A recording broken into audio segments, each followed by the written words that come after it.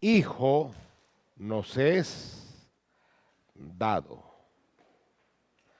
Ahí vino el regalo de Dios para la humanidad. Hijo nos es dado. Te doy una oportunidad, te doy un obsequio. En el mundo cada vez menos familiarizados con este mensaje de la Biblia, con el mensaje de la palabra de Dios, la Navidad se nos constituye en una forma más de folclore religioso, de la excusa para reunirnos, de reunirnos para comer, de dar, de obsequiar, de tener un arbolito de Navidad, de colocar obsequios bajo el arbolito, pero todo eso, mucho de eso viene a convertirse en parte de folclore navideño. Y nosotros necesitamos en realidad conocer al protagonista, al regalo que se nos ha dado, ver este retrato formidable que se nos presenta en Isaías capítulo 9 de ese regalo que nos es dado. 5 nombres se le dan a Jesucristo. Se le llama admirable, consejero, Dios fuerte, Padre eterno, príncipe de paz. A pesar de la diversidad de nombres, de la pluralidad de nombres, el escritor utiliza el singular y llamará su nombre. No dice, y será llamado por los nombres de. Su nombre será. Ahora, ¿por qué nosotros nos encontramos con esto? Precisamente porque esos 5 nombres son un todo inseparable y a la vez interdependientes. Jesucristo, en todas estas 5 realidades que se nos presenta, a la vez, Él mantiene la unicidad, sigue siendo uno.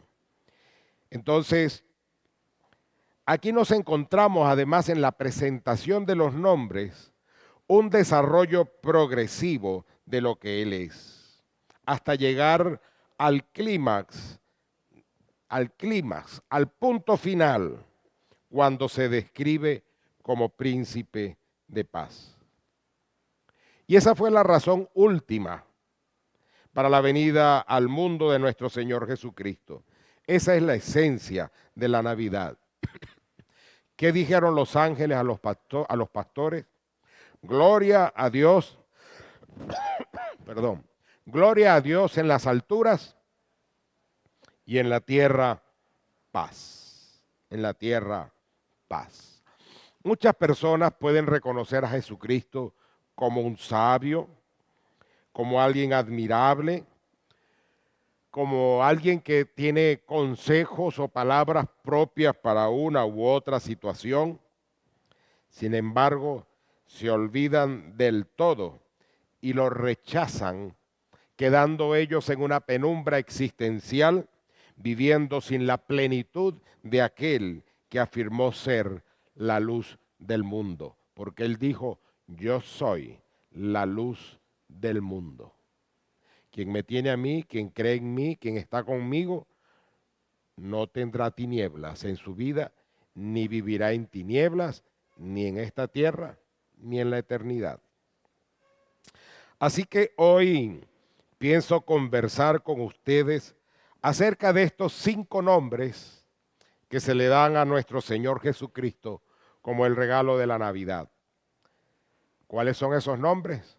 Admirable, consejero, Dios fuerte, Padre eterno, príncipe de paz.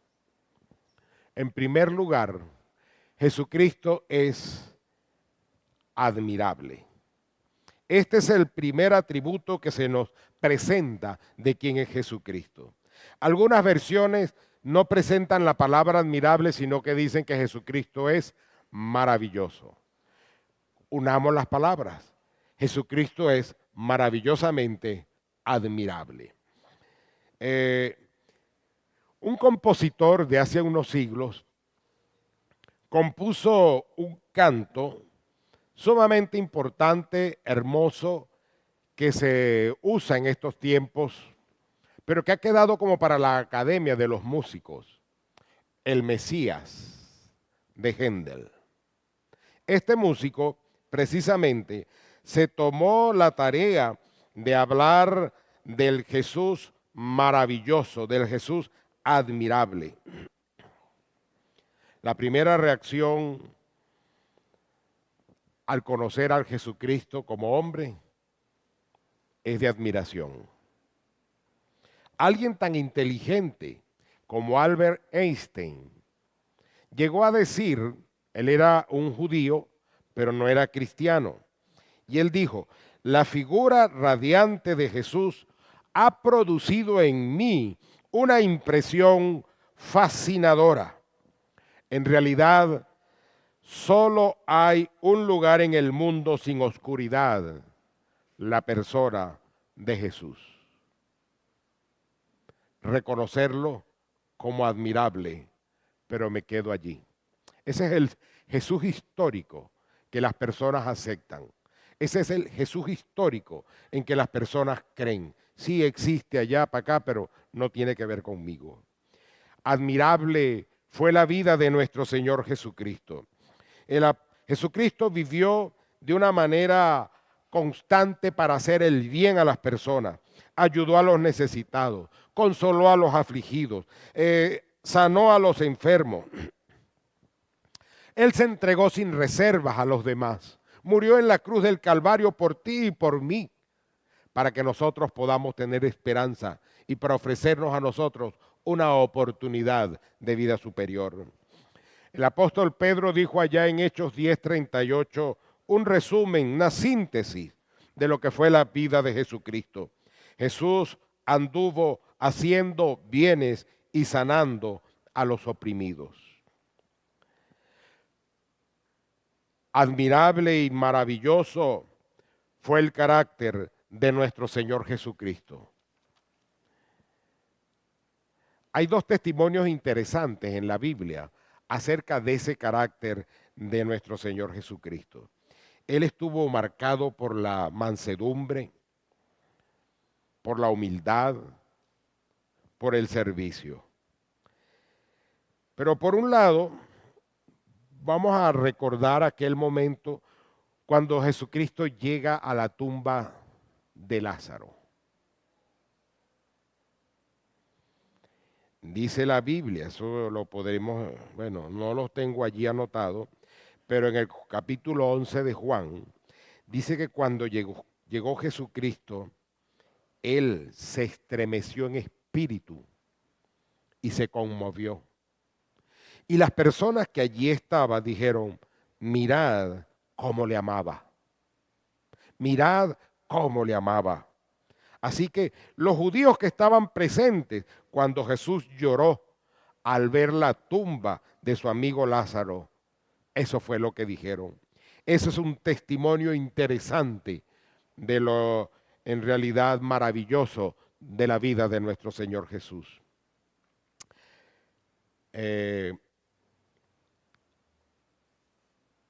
Dice el pasaje que Jesucristo se estremeció en espíritu y se conmovió. Se estremeció y se conmovió. Dos palabras que nos muestran la intensidad de sentimientos mucho mayor que la de un duelo habitual. Ahora, hay otro testimonio y fue el de Poncio Pilato. Cuando le presentaron a Jesucristo, ¿qué dijo Poncio Pilato? Juan 19:4, yo ningún delito encuentro en él. Era un hombre inocente. Ningún delito encuentro en Él. Pero admirable también fueron sus enseñanzas. En Marcos 1:22 dice que la gente se admiraba de su doctrina, porque les enseñaba como quien tenía autoridad y no como lo hacían los religiosos de la época, que podían hablar cosas, pero no tenían el respaldo de una vida verdadera. Entonces Jesucristo enseñó con autoridad. También nos encontramos con algunos hechos irregulares en la vida de nuestro Señor Jesucristo que nos lo presentan a Él como precisamente maravillosos. Son hechos que nos podrían parecer extraños, pero que va más allá de lo humanamente maravilloso. Por ejemplo, nació en un pesebre en Belén, de Judea. Pero Herodes, el rey, en temor de que alguien le quitara su reinado, mandó a matar a los niños menores de 2 años. Y fue maravillosa su huida o la salida de allí de Belén para Egipto. Su muerte contradictoria en la cruz, crucificado como un malhechor, crucificado como cualquier bandido, de esos de los peor, de la peor calaña, que lo que merecen en realidad es la muerte por las desgracias que le han traído a las personas. Él murió allí, en una contradicción, una cruz, para ofrecernos una vida, para ofrecernos una esperanza, para darnos de su vida y para que en nuestra vida pueda haber paz, para que en nuestra vida pueda haber gozo, para que en nuestra vida pueda haber esperanza, para que en nuestra vida pueda haber ilusión a pesar de las cosas. El testimonio, podríamos decir, de los quienes estaban en la cruz, que estaban crucificados con él. Al principio él fue crucificado en medio de 2 ladrones. Y estos 2 ladrones se burlaban de él. Pero llegó un momento en que uno de ellos sucedió algo y se detuvo y dijo: él es un hombre justo. ¿No tienes temor de él? Y entonces se dirigió a Jesucristo y le dijo, reconociéndolo como Rey, Señor y Soberano: acuérdate de mí cuando estés en tu reino. ¿Y qué le contestó Jesucristo? Hoy estarás conmigo en el paraíso. No le dijo algún día, no le dijo alguna vez, hoy mismo, porque ese día él moría y hoy iba a estar presente en el paraíso de nuestro Dios. Pero Lucas 23:47 nos habla del testimonio del centurión romano, hombre acostumbrado a ver morir personas crucificadas, hombre acostumbrado a la batalla, hombre acostumbrado a ver morir personas, que dijo: verdaderamente este hombre era justo. Así que eso nos lo hace presentar como algo maravilloso. Pero ¿qué vamos a decir de su resurrección? Antes en la Biblia podemos encontrarnos testimonios de resurrección. El hijo de aquella mujer a quien el profeta oró para que resucitara. El valle de los huesos secos, a quien se le pidió al profeta que les predicara. Y a veces uno se siente predicando un valle de huesos secos. Pero sin embargo, la acción, el poder del Espíritu de Dios obró de tal manera que aquellos huesos se recompusieron, se llenaron de carne, resucitaron, cobraron vida. Lázaro fue resucitado. Podemos encontrar ejemplos, pero un ejemplo de resurrección como el de Jesucristo, eso es extraordinario en realidad. Sus apariciones, su escenario final cuando va al cielo, cuando es levantado al cielo, Y los ángeles dicen, que ustedes ven que se va, volverá otra vez. Volverá otra vez. Pero hay de aquel que no esté preparado para cuando Cristo venga. Porque la preparación no va a ser futura, porque las personas tienen que tomar una decisión en el momento. No lo puedes dejar para otro día, porque eso será peor para tu vida. Así que toma la decisión en el momento adecuado. Así que Jesucristo se convierte en una persona realmente admirable, no tanto por su biografía, su carácter, sus enseñanzas, sino también por los hechos singulares que rodearon a Jesucristo en su ministerio. En segundo lugar, Jesucristo es consejero, consejero. Jesús tenía un carácter sensible y un carácter empático, sensible ante las necesidades de la persona, empático para ponerse en el lugar de, para abrazar, para atender. Ese ponerse en el lugar de fue su máxima expresión cuando Él se puso en la cruz para morir tomando nuestro propio lugar. Así que Él fue capaz de escuchar a las personas. Fue capaz para atenderlas, aunque las personas no merecieran su atención. Pero también Él tenía una sabiduría fuera de lo común, una sabiduría que no se podía encontrar en un ser humano normal. Y esos eran requisitos idóneos para que Él fuese considerado un gran consejero. Las conversaciones personales de Jesucristo constituyen un modelo de diálogo y de encuentro productivo. Su encuentro con Nicodemo, con la mujer samaritana, con la mujer aquella pecadora en la casa de Simón y con muchos otros, fueron ejemplo de su excelencia como consejero, cómo trató, cómo habló, cómo conversó en cada situación. Ante este mundo de oscuridad, que abruman, nos pueden poner muchas luces de colores, pero nos llegan nuestras 4 horas de oscuridad al día. Y nos podemos tener muchas luces a nuestro alrededor, pero si no está la luz del lucero de la mañana, que es Jesucristo, no hay luz para estar en la eternidad con Él. Así que en este mundo de oscuridad, Jesucristo se nos presenta a nosotros como el príncipe de los consejeros.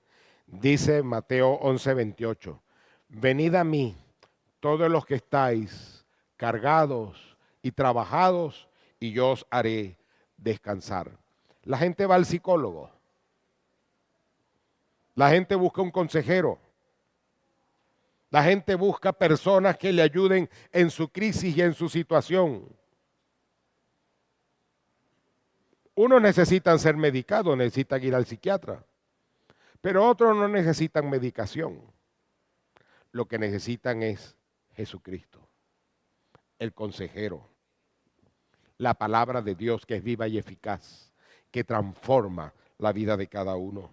Por eso Él dice, venid a mí, todos los que estáis trabajados y cargados, y yo os haré descansar.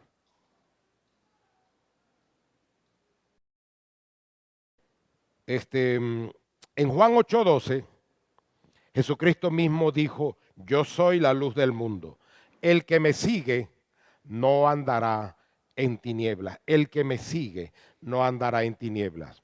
¿Ha manejado usted en alguna carretera que no conoce? Aquí en Venezuela, que no tiene ni rayado, llena de huecos, y usted va en la incertidumbre de por dónde va, pero de repente encuentra un letrero que le guía, que le muestra.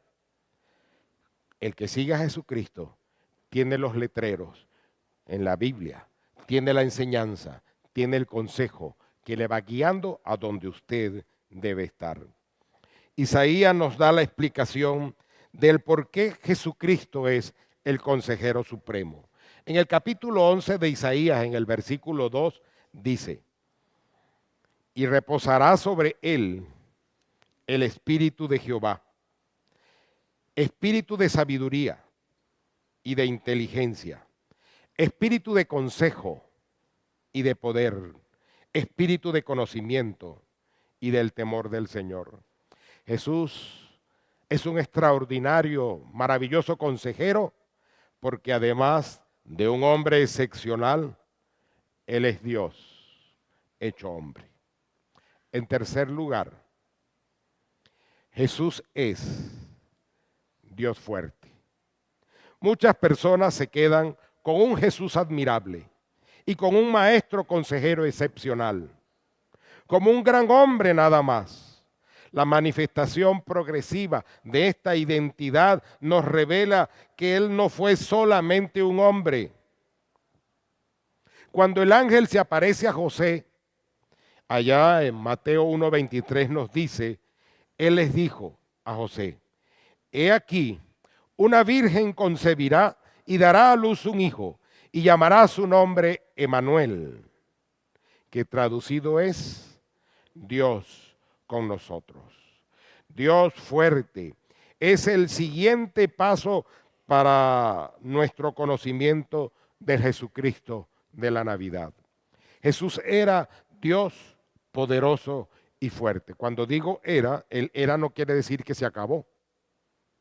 Lo era en el pasado, pero sigue siéndolo en el presente. Así lo demostró Él en la vida. Así lo demostró Él mientras Él estuvo acá presente. Él fue poderoso para sanar los enfermos. Fue poderoso para calmar la tempestad en el mar. Fue poderoso para dar vida a los muertos. Fue poderoso para dominar a las fuerzas demoníacas, a las fuerzas diabólicas. Y sobre todo, fue poderoso para levantarse de la tumba y dejar el sepulcro vacío. El Jesucristo que nació en debilidad, la Navidad para nosotros nos representa simplemente un cuadro de historia de humillación y de persecución. Humillación porque nació en un pesebre el Rey de Gloria. Persecución porque desde recién nacido quiso ser eliminado por Herodes. Así que esa vida, él demostró esa fortaleza en todo tiempo. Fue fuerte para dominar a las fuerzas malignas, pero también una fortaleza para resucitar. Jesucristo, que nació en debilidad, Él acabó venciendo a las fuerzas más poderosas de este mundo: la muerte, el pecado y Satanás. Unos versículos bíblicos nos hablan sobre eso. 1 Corintios 15:55. ¿Dónde está, oh muerte, tu aguijón? ¿Dónde, oh sepulcro, tu victoria? 1 de Juan 4:4. Hijitos, vosotros sois de Dios y los habéis vencido, porque mayor es el que está en vosotros que el que está en el mundo. Romanos 8:37. Antes, en todas estas cosas somos más que vencedores por medio de aquel que nos amó. Los primeros cristianos no tenían ningún sentimiento de inferioridad. Su Señor Jesucristo es vencedor. Era vencedor para ellos, es vencedor para nosotros. Nosotros hoy hemos de sacudirnos, no sé, ese complejo de temor o de perdedores que nos hace sentir muchas veces minimizados donde estamos, olvidándose de quién está con nosotros y quién fue el que murió por nosotros, y olvidándonos de lo que Él ha hecho por nosotros.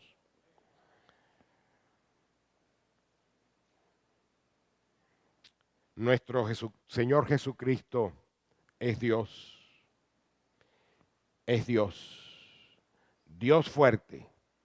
Y un día, hasta los que dudaron de Él, hasta los que nunca creyeron en Él, dice Filipenses 2:10 al 11, toda rodilla se doblará y toda lengua confesará que Jesús es el Señor. Unos lo haremos en el cielo y otros lo harán en el infierno.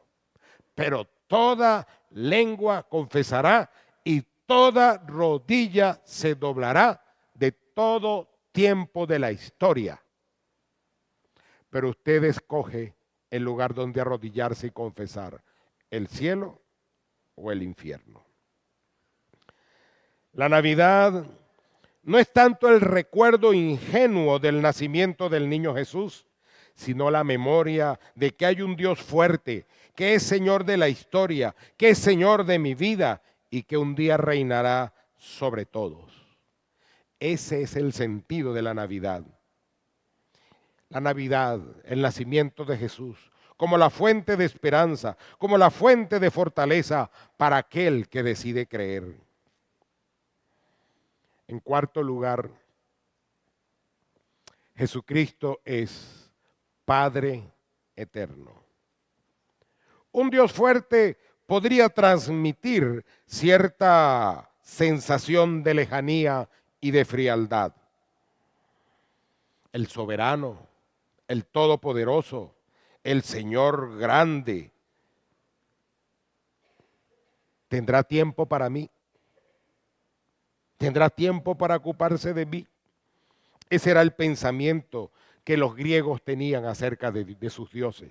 Dioses están en el Olimpo, pero no tienen tiempo para atendernos. En el cristianismo, sin embargo, encontramos un hecho singular que no se parece a ninguna otra religión. Este Dios fuerte es al mismo tiempo un Padre eterno, íntimo, personal, que ama a cada ser humano como algo precioso, como algo único, como algo especial. Jesucristo, aunque Él mismo no es Dios Padre, Él tiene la sensibilidad, en humildad, su dominio propio, en una vida diferente, especial, que comparte esa sensibilidad paternal para acercarse a nosotros. Y eso es lógico, porque Jesucristo es la imagen del Dios invisible. En muchas ocasiones, durante el ministerio de nuestro Señor Jesucristo, Él muestra un afecto paternal e inclusive maternal y un cuidado profundamente paternal. En la ilustración del buen pastor en todo el capítulo de Juan 10, nosotros podemos encontrar, por ejemplo, en el versículo 11, que él dice, yo soy el buen pastor y el buen pastor su vida da por las ovejas. ¿Cuántas historias tenemos nosotros de padres o madres que han dado su vida por salvar a sus hijos? Yo conocí una historia y los personajes, o por lo menos uno de los personajes, en el río Apure, cuando mi mamá era una niña, estaba una jovencita que se acercó a lavar unos trastos en el río. Y un caimán del río la atrapó y se la llevó. La mamá, al ver tal situación, se lanzó al río a maltratarle los ojos al caimán hasta tal punto que el caimán soltó la presa y la madre salió con su niña, con su pierna muy dañada, que le generó cierto defecto al caminar. Pero la madre salvó su niña. Afectos de esa calidad de madre y de padre es que Jesucristo tiene por nosotros. En los versículos 27 y 28 de Juan 10 dice, mis ovejas son mías y nadie las arrebatará de mi mano. Son mías y nadie las arrebatará de mi mano. Al final de su vida terrenal, Jesucristo llora por Jerusalén. Eso está en Lucas 13:34. Y fíjense las palabras y la figura que Jesucristo adopta. ¿Cuántas veces quise juntar a tus hijos como la gallina a sus polluelos debajo de sus alas y no quisiste? El gallo no cobija a los pollos, la gallina sí. O sea, hasta un afecto maternal presentó nuestro Señor Jesucristo allí. Puede haber una expresión mayor de amor maternal que la usada por nuestro Señor Jesucristo en esa metáfora. No hay. Y este es un punto crucial de la fe cristiana. Pasar del tercer nombre, Dios fuerte, al cuarto, Padre eterno, es la esencia de la experiencia de la conversión. Jesucristo deja de ser solo el Dios todopoderoso que creó el universo para llegar a ser como un padre para mí cuando yo entrego mi vida a Cristo. Cuando yo entrego mi vida a Cristo. Jesús deja de ser ese Dios grandioso para ser mi Padre personal. Y por eso cuando oramos le decimos, Padre nuestro que estás en los cielos. El paso de ser religioso a ser un creyente nacido de nuevo es ese. Dios, Jesús, deja de ser un concepto para ser un tú con el que tengo que relacionarme de una manera viva y personal. Y en quinto lugar, Jesucristo es el príncipe de paz. Cristo ha venido para traernos paz. Cristo ha venido para hacer nuestra paz. El último nombre que le ha sido dado a Jesús es la consecuencia final de todo este relato, de todos los anteriores. La luz llega a ser, a expresarse de una máxima intensidad. Es como que si el hombre está en un cuarto oscuro y abre un poquito la ventana y entra algo de luz y comienza a ver a Jesús como el Dios admirable. Abre otro poquito la ventana y llega a verlo, llega a ver a Jesús como el consejero. Lo abre un poco más y consigue a Jesús como el Dios fuerte. La abre un poco más y encuentra a Jesús como el Padre eterno, pero la abre plenamente y lo podrá conseguir como el príncipe de paz. El evangelio, la palabra evangelio significa buenas nuevas de salvación, buenas noticias. Y allá en Lucas 2, versículos 10 al 11, el anuncio que dieron los ángeles. He aquí os doy nuevas de gran gozo, que os ha nacido hoy un Salvador, Cristo el Señor. Es un príncipe, aunque nació en un pesebre. Y aunque fue perseguido y murió en la cruz del Calvario, Él ha venido para traernos paz a nuestras vidas. Es una paz en tres niveles. Sobre todo, tener paz con Dios. Porque aunque usted crea que usted está bien, que usted se siente bien, déjeme decirle que sus pecados le han separado de Dios. Por cuanto todos pecaron, dice la Biblia, todos están destituidos de la gloria de Dios. Pero Mateo 1:21 nos dice, Él salvará a su pueblo de sus pecados.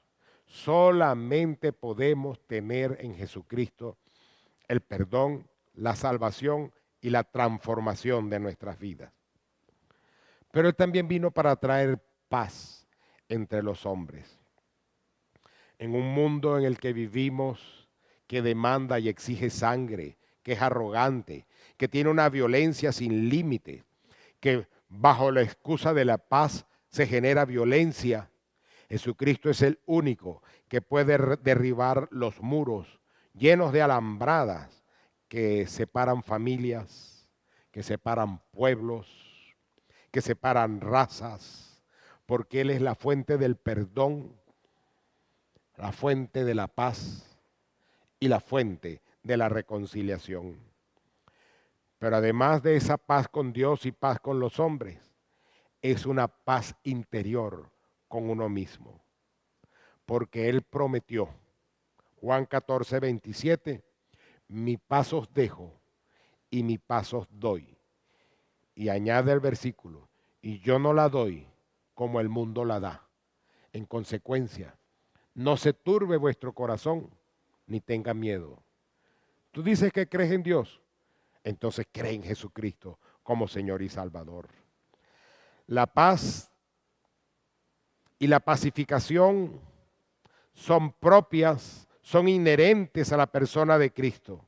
Y por lo tanto es un privilegio y una responsabilidad de sus seguidores al vivirle y al proclamarle. Para concluir ya, hoy les he dicho a ustedes que Jesucristo es el mejor regalo de la Navidad. Un hijo nos es dado. Y es el regalo que Dios mismo nos dio. Y el que nosotros podemos compartir con otros.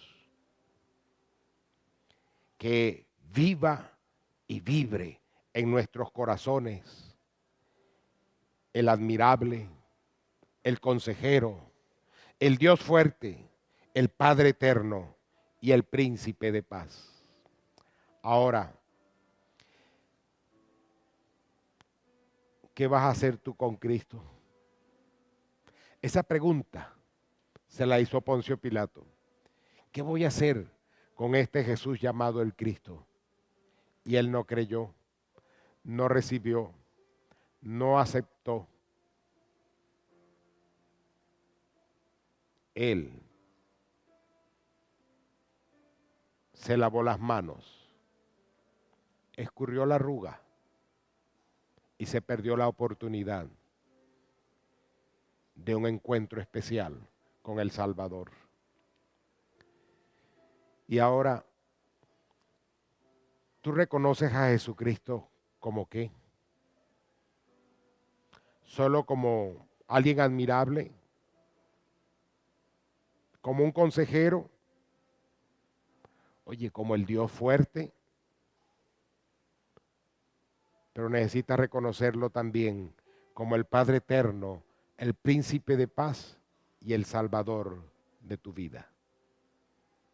Así que hoy necesitas tú entregarle tu vida a Cristo.